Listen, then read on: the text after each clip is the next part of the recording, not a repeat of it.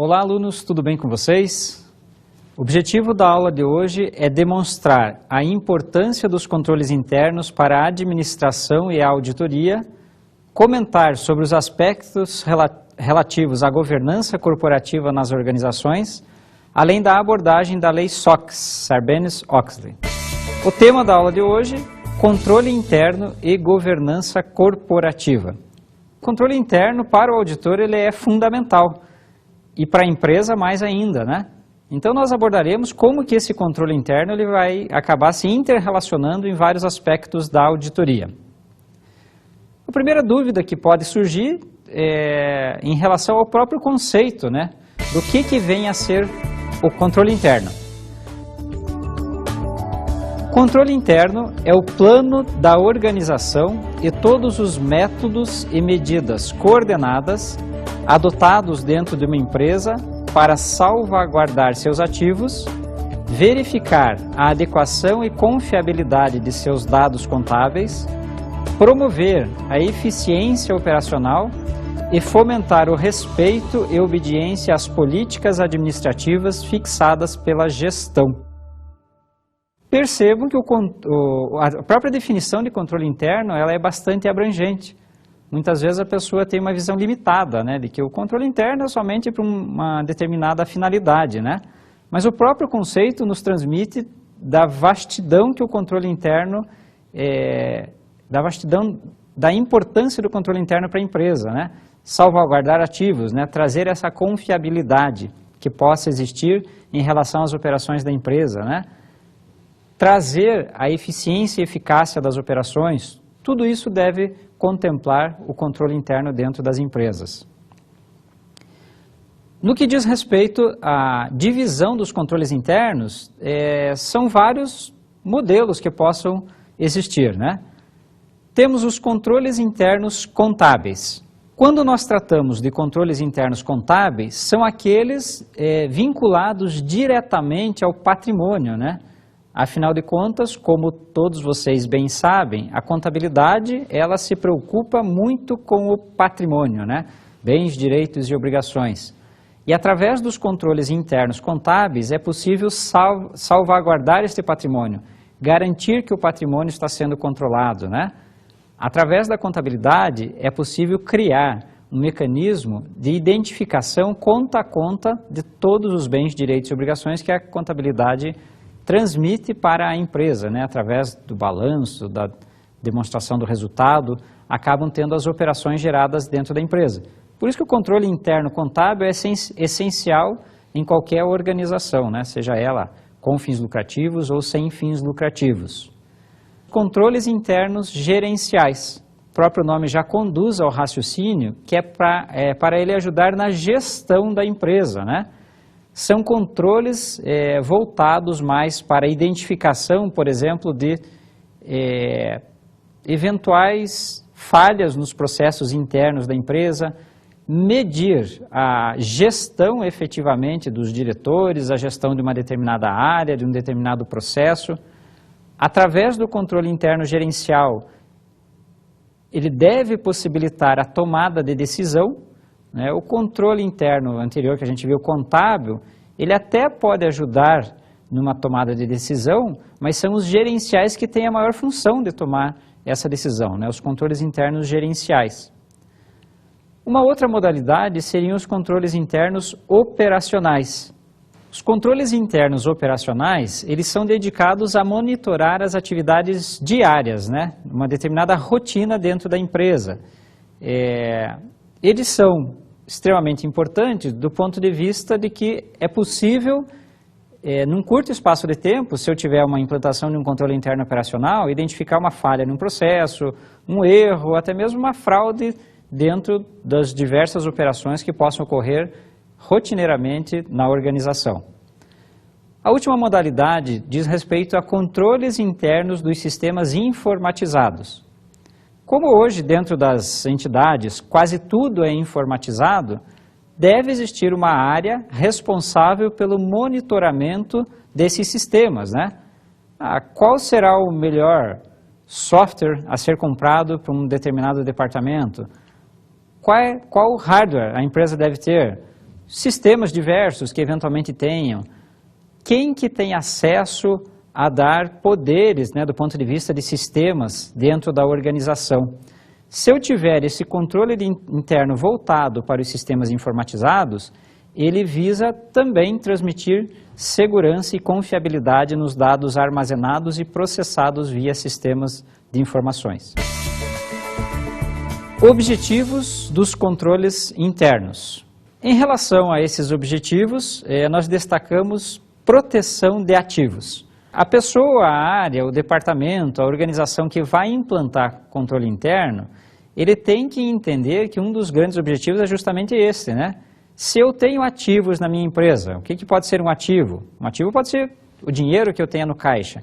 Que tipo de controle interno que eu deveria implantar para a área de tesouraria para salvaguardar aquele ativo?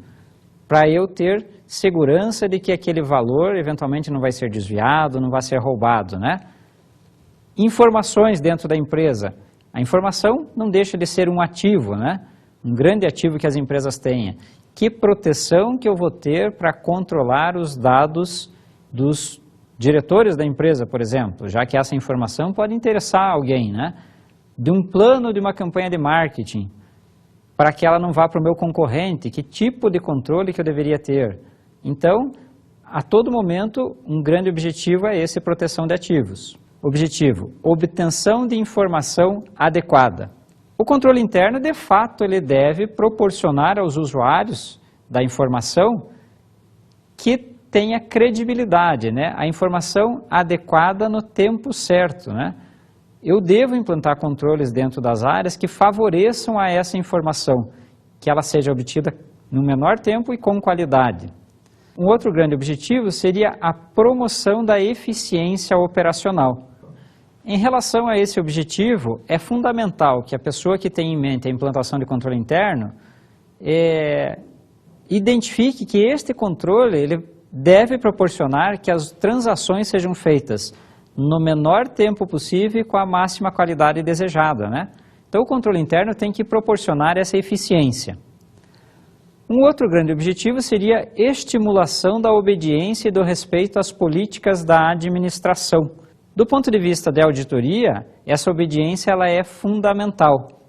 Quando nós, auditores, vamos até uma organização e nós nos baseamos naquilo que seriam as políticas da administração da organização, pressupõe que os funcionários também devam saber, né? Então, se está escrito que qualquer brinde dentro da empresa é terminantemente proibido nas áreas. Isso está escrito, eventualmente, dentro de um manual da organização. Será que há um controle interno que favoreça a verificação de que não está havendo essa concessão a determinada área ou a determinado funcionário? Então, as políticas da administração são traçadas para que todas as áreas, todos os departamentos da empresa possam vir a respeitá-las, né? Outro item importante diz respeito a...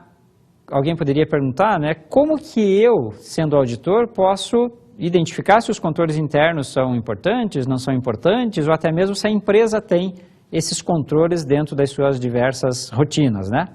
Então passaremos a abordar a avaliação do controle interno.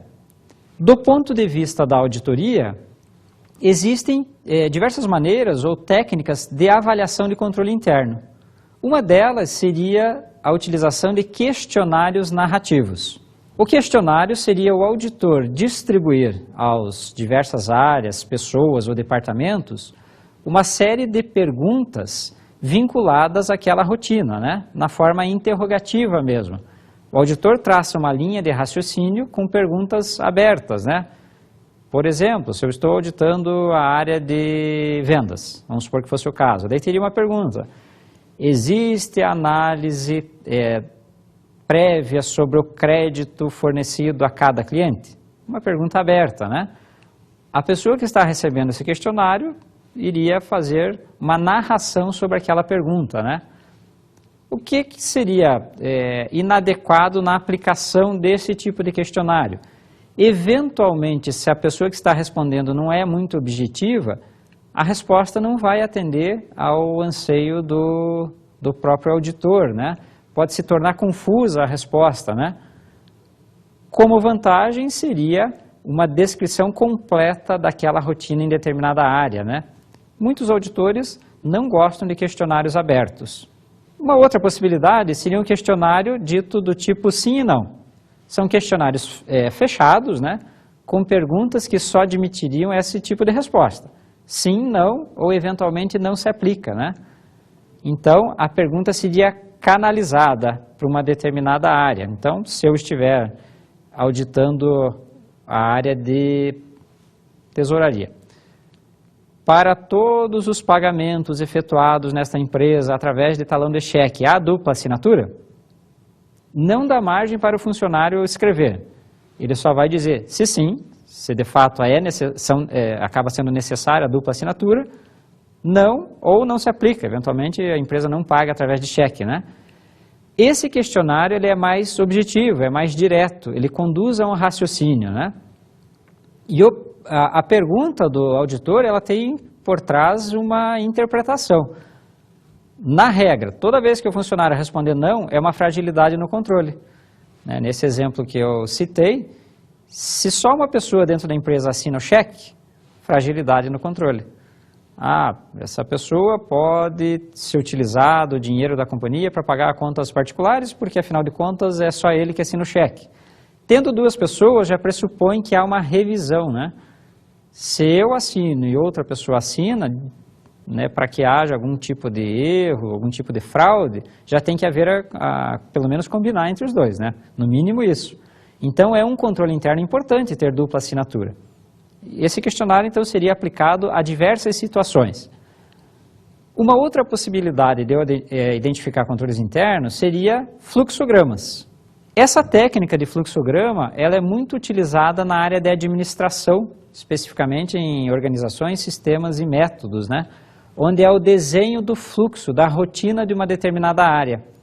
O auditor tem que ter a habilidade de desenhar estes fluxos para conseguir identificar eventuais fraquezas ali do ponto de vista de controles internos, né? Às vezes, muito melhor do que ler um manual complexo de uma área, desenhar, fazer o fluxo da documentação, das rotinas e das práticas daquela área. Seria importante, então, a aplicação dessa técnica também para identificar os controles internos. E por último seria a descrição propriamente dita. Quando falamos a descrição, seria o funcionário ir narrando passo a passo como que se processa a transação, sem ter pergunta aberta, sem ter pergunta fechada, mas seria uma narrativa, uma descrição completa de como que se processa a rotina na área. Talvez isso seja importante numa primeira vez que está sendo realizada a auditoria numa empresa, para que o auditor entenda o ambiente de controle, entenda as rotinas, seria importante a aplicação desta técnica. Passaremos a tratar agora sobre governança corporativa e auditoria, né?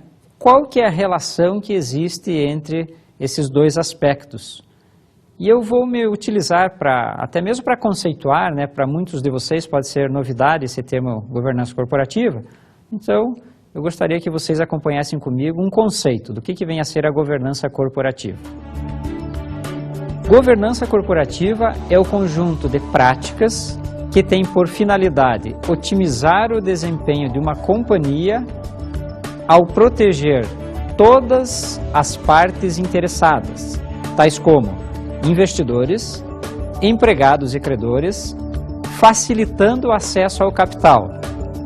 A análise das práticas de governança corporativa aplicada ao mercado de capitais envolve, principalmente, transparência, equidade de tratamento dos acionistas e prestação de contas.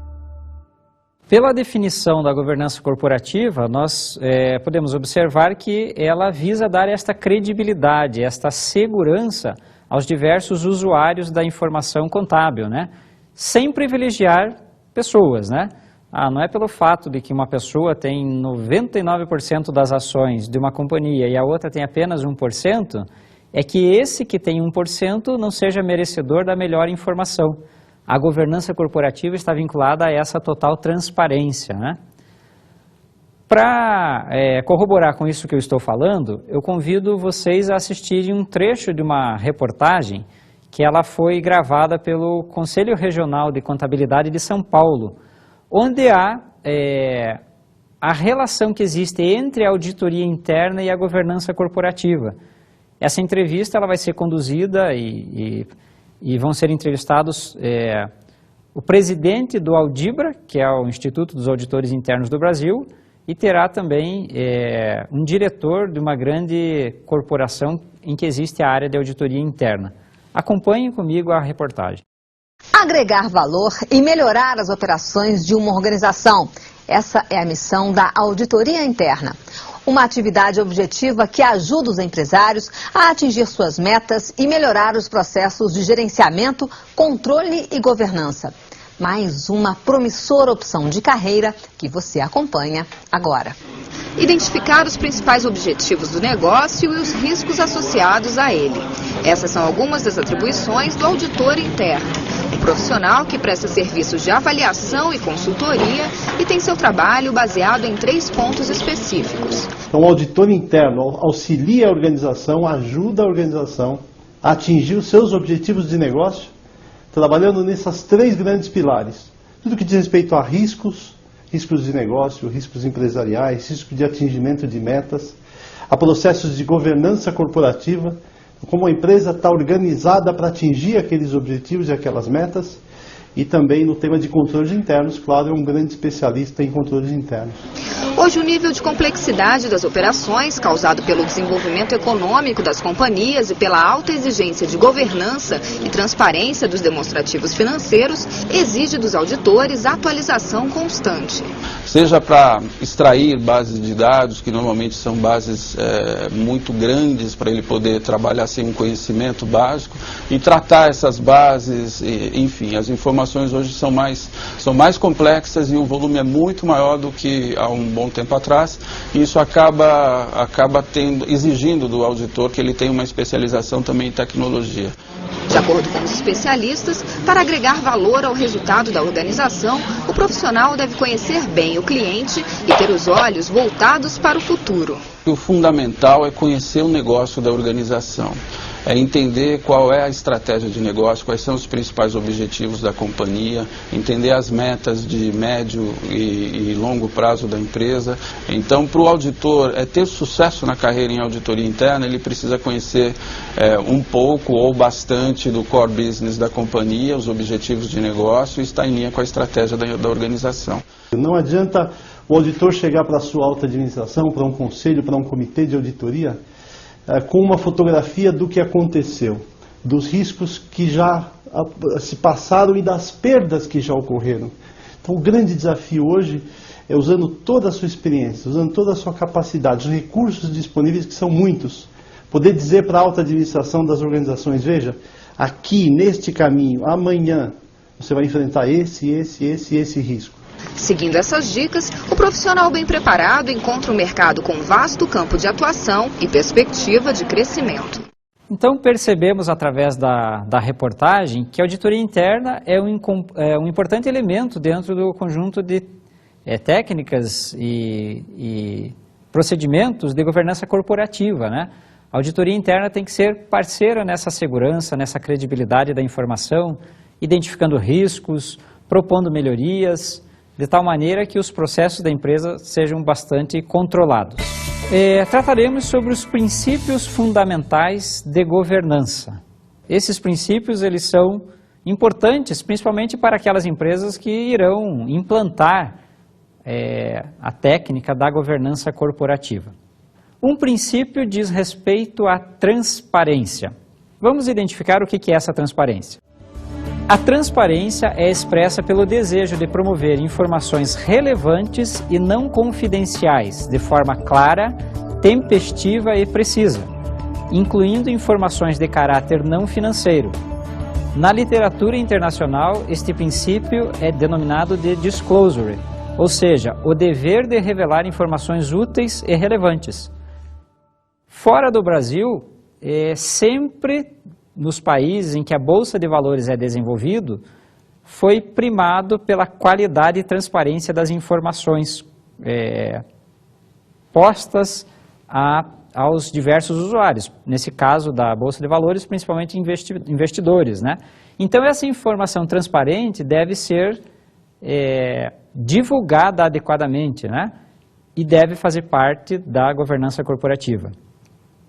Um outro item diz respeito à equidade. A equidade assegura a proteção dos direitos de todos os usuários da informação contábil, incluindo acionistas minoritários e estrangeiros, fornecedores, entre outros, garantindo tratamento igualitário, bem como a não adoção de práticas e políticas discriminatórias. Como eu falei anteriormente, a equidade do ponto de vista da governança corporativa é tratar todos de forma igual, né? Independente de serem majoritários ou minoritários, a informação tem que ser passada a todas essas pessoas no tempo certo, adequadamente. Um outro item importante dentro da implantação das práticas de governança diz respeito à prestação de contas, que internacionalmente recebe o nome de accountability. Os agentes da governança corporativa devem prestar contas dos seus atos administrativos, a fim de justificarem sua eleição, remuneração e seu desempenho. Quando alguém é promovido a diretor de uma empresa, né, a gerente que tem uma responsabilidade sobre uma operação interna, ele tem que ter a noção de que os atos de gestão praticados por ele vão afetar e interessar a toda a organização. Então, a transparência desses atos de gestão deve fazer parte das práticas de governança corporativa também. A decisão que eles vierem a tomar, sendo boa ou sendo ruim, tem que fazer parte de uma transparência, de uma comunicação oficial às diversas pessoas interessadas. Outro item diz respeito à conformidade. A conformidade garante que as informações preparadas pelas empresas obedeçam às leis e aos regulamentos corporativos. Na literatura internacional, este princípio é conhecido como compliance, que é ter a conformidade, né? Tudo que está sendo praticado pela empresa é revestida da legislação, ela está sendo protegida pela legislação, ela está respeitando a legislação. Quando falamos legislação, é algo que vem de fora da empresa, né? Ou ela está protegida, estão sendo respeitados os procedimentos e normas internas. Então, essa expressão compliance, entende-se que eu tenho que respeitar o que vem de fora da organização e o que vem de dentro da organização. Todos os princípios, práticas, leis devem ser respeitadas. Quando tratamos de governança corporativa, existiram situações no mundo que levaram a melhorar essas práticas de governança, né? Dos pontos fundamentais que aconteceu no mundo diz respeito à lei Sarbanes-Oxley, cuja sigla é SOX. Como todos vocês sabem, o pilar da economia americana é o mercado acionário, né? Então, muito do que acontece nos Estados Unidos, em termos de desenvolvimento do país, é graças ao volume de recursos que são colocados na Bolsa de Valores daquele país. E aconteceram fatos no passado que denegriram a imagem de muitas empresas norte-americanas, né? Empresas como a Tyco, a WorldCom, a Enron, elas tiveram fatos que levaram à perda de credibilidade. E esses fatos que levaram à perda de credibilidade geraram uma legislação americana voltada para a transparência e governança corporativa. Essa legislação americana que recebe o nome de Lei Sarbanes-Oxley, né? Tanto Sarbanes quanto Oxley são dois congressistas norte-americanos que deram a ideia de construir ou de fazer essa lei, que em última análise visa a proteção dos dados, a proteção dos investidores através de informações contábeis mais confiáveis. Para ilustrar com casos reais isso que aconteceu nos Estados Unidos, eu convidaria vocês a pesquisarem, né? Na revista Exame, número 771, existe uma matéria que se chama O Risco Estados Unidos, que ela foi editada, essa matéria, pelo David Cohen, e tratava sobre algumas fraudes que aconteceram em empresas norte-americanas, né? As quais eu vou passar a brevemente comentar sobre elas. Uma das fraudes ocorreu numa empresa do setor farmacêutico. O que aconteceu com essa empresa, né? No final de um determinado ano, que vocês podem pesquisar diretamente na reportagem, essa empresa do setor farmacêutico, ela inflou receitas com vendas. Ela fez com que pedidos que seriam efetivamente realizados no próximo ano, né, no ano seguinte, eles fossem contabilizados na época, no ano em curso. Essa contabilização de pedido e não de venda efetivamente realizada, ela fez com que a empresa tivesse receitas. Então, imaginando, eu vendi, por exemplo, hipoteticamente, eu vendi em dezembro, mas só entregaria um determinado produto em janeiro, essa receita não poderia ser de dezembro, ela teria que ser em janeiro. E a empresa, então, inflou a receita em dezembro, de tal maneira que, para o investidor, desse a impressão de que as receitas da empresa aumentaram drasticamente, bilhões de dólares naquele ano, fazendo com que o investidor acreditasse e colocasse mais dinheiro naquela empresa, né? Então, houve uma manipulação dos dados contábeis em relação a essas receitas. Ainda dentro do setor farmacêutico, uma outra empresa fez a manipulação de receitas e custos. Esta manipulação consistiu em aumentar receitas e custos na mesma proporção, só que de forma também artificiosa. Não havia tanta receita que justificasse o aumento grandioso que teve dentro da demonstração do resultado nessa empresa, né? Ela levou também o investidor a acreditar, se eu tenho mais receita, eu tenho mais clientes. Se eu tenho mais clientes, o meu resultado vai ser maior e eu, como investidor, ganharia mais, né? Então, houve uma manipulação em relação a essa informação. Uma outra foi uma empresa do setor de telecomunicações, em que houve a ativação indevida de gastos. Na contabilidade, né, existem valores que devem formar o ativo e valores que vão direto para a demonstração do resultado como despesa. O que essa empresa fez foi tirar a despesa e colocar como ativo. Qual que é o efeito? Se eu diminuo a despesa, aumenta o resultado, né? Se aumentar o resultado, em tese, né, aquelas pessoas que investiriam na bolsa ganhariam mais dinheiro. Mas houve uma manipulação porque aquilo que foi tirado do resultado não deveria ter saído de lá. Não poderia ter ido para o ativo. Então, manipulou-se novamente uma informação que estava sendo colocada à disposição dos investidores. Houve ainda uma grande empresa de energia, na área de energia elétrica, né, em que ela provocou desvios de dívidas para associadas e superestimação de lucros. O que ocorreu então? Essa companhia de energia elétrica, ela possuía diversas associadas, cujo balanço dessas associadas tinham dívidas com terceiros. Existe uma técnica na contabilidade que diz que eu devo consolidar as demonstrações dentro do balanço patrimonial, né? Então, todas as dívidas deveriam ficar em uma demonstração só. E essa empresa omitiu as dívidas dessas outras companhias, né? Levando o investidor a acreditar que a empresa tinha menos dívida do que efetivamente ela teria na prática, né? Ela forçou também, ela vendeu ativos para as associadas por valores muito superiores a valores de mercado. Aí inflou a receita.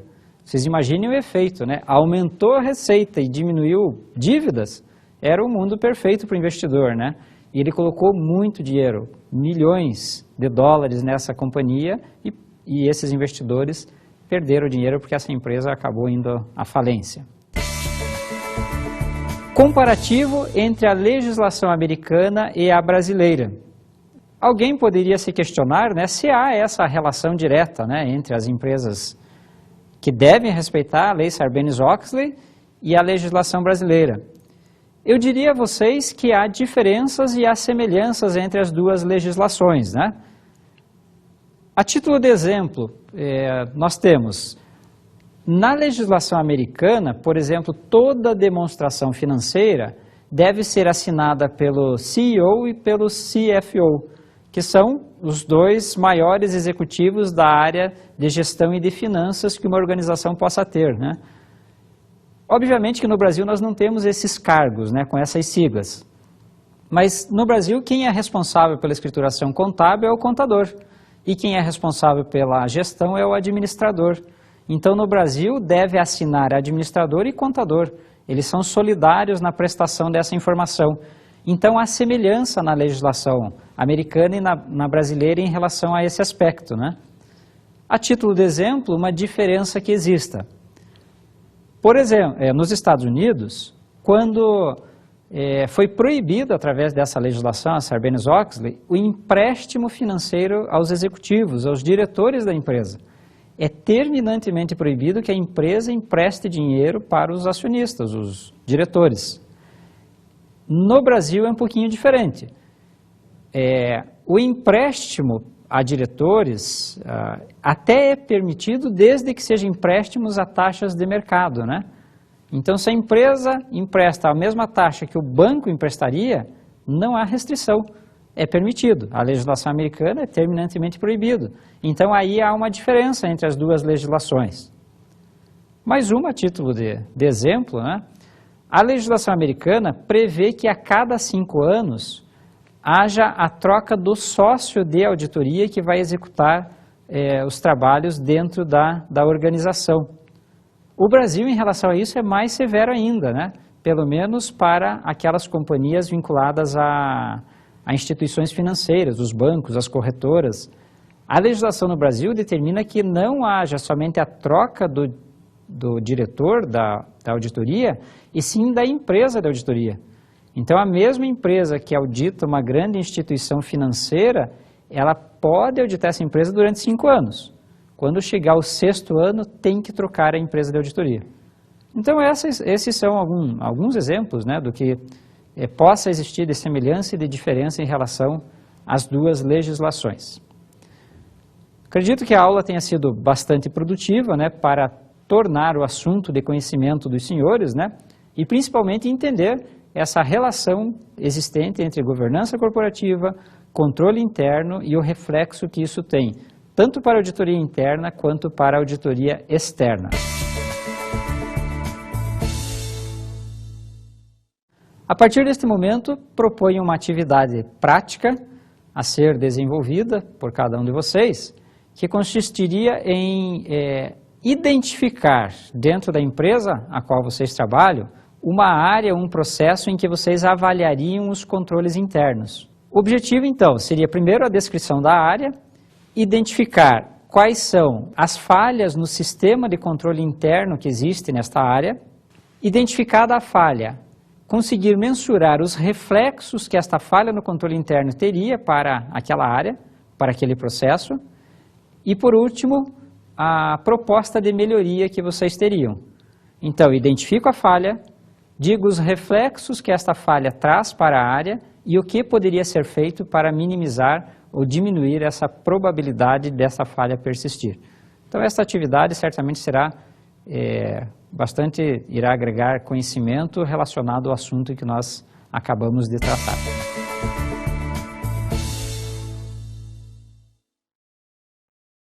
Como dicas de estudos, eu indico o livro SOX, Entendendo a Lei Sarbanes-Oxley, da Vânia Borghetti, da editora Thompson. Especificamente nesse livro, eu gostaria que vocês lessem o capítulo 3, ele trata da Lei Sarbanes-Oxley, nos vários capítulos que essa lei tenha, né? Dividindo as seções. Isso é importante para que vocês entendam detalhadamente como que funcionaria a implantação efetivamente da lei, né? Bons estudos a todos!